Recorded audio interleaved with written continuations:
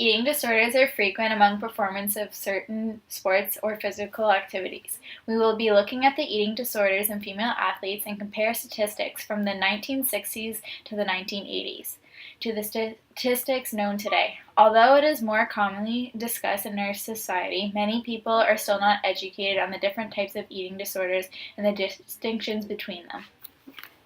Anorexia nervosa is defined as abnormally low body weight, intense fear of gaining weight, and a distorted perception of body weight.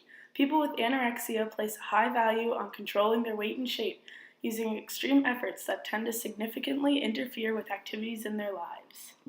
Bulimia nervosa, which was introduced in 1976, is described as secretly binge eating large amounts of foods and then purging to try and get rid of the extra calories. Individuals with bulimia typically are normal weight. People who have these eating disorders can show many symptoms as a result, including severely restricting the amount of food they eat, controlling their calorie intake by vomiting after eating, misusing laxatives, trying to lose weight by excessive exercise, depression, and an abnormally low body weight. It is estimated that in the USA, 10 million women and 1 million men will suffer from a clinically significant eating disorder in their lifetime. The obsession to be thin in young female athletes can come from the appearance or aesthetic sports such as dance, gymnastics, figure skating, and diving, in which the athlete is scored on the basis of how she looks during the performance. It is also very common in the endurance sports like long-distance running, cycling, and triathlons, in which low body weight is corresponded with a more efficient performance and thus a faster time for a given distance. Eating disorders are found predominantly in late adolescent and early adult females. Males typically represent less than 10% of all cases. Brush, a psychoanalyst, saw 6 cases of eating disorders between the years of 1942 and 1954, and only 6 years later, from 1960 to the middle of 1964, saw a total of 25 cases of eating disorders in her clients.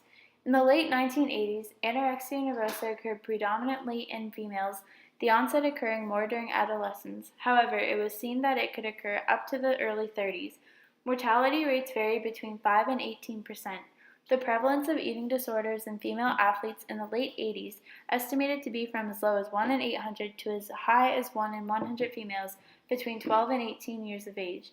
In 1988 to 1993, the number of reported cases of bulimia in females aged 10 to 39 tripled.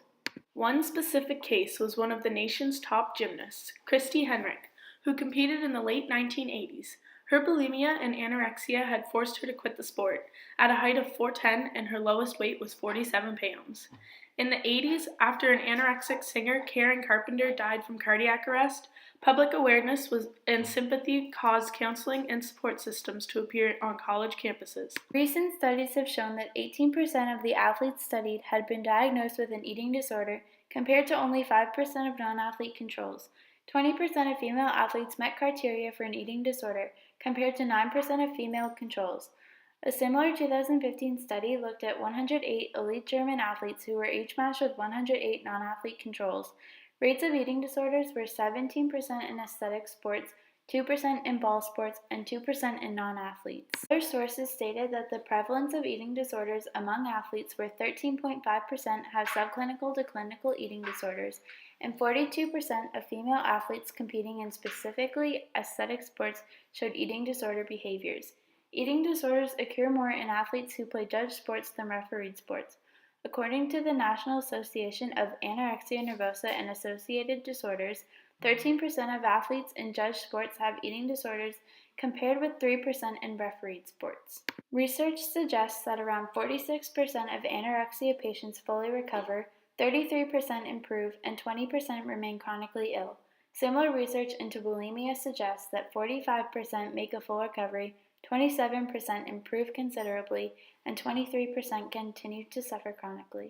Although people are becoming more open about eating disorders, it is important to recognize the different warning signs for anorexia and bulimia in both women and men, including dramatic loss in weight, a preoccupation with food, calories, and weight, wearing baggy or layered clothing, relentless excessive exercise, mood swings, and avoiding food-related social activities. Eating disorders can have a devastating effect on athletes and health and performance. It is more common for people to suffer from eating disorders if They are in a sport that focuses on the individual rather than a team. They have an overvalued belief that lower body weight will improve performance.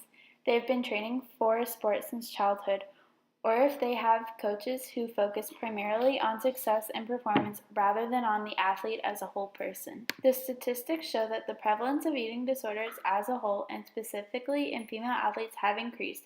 However, there are more professionals who are aware of the disorders, as well as an increase in support systems for people suffering with eating disorders.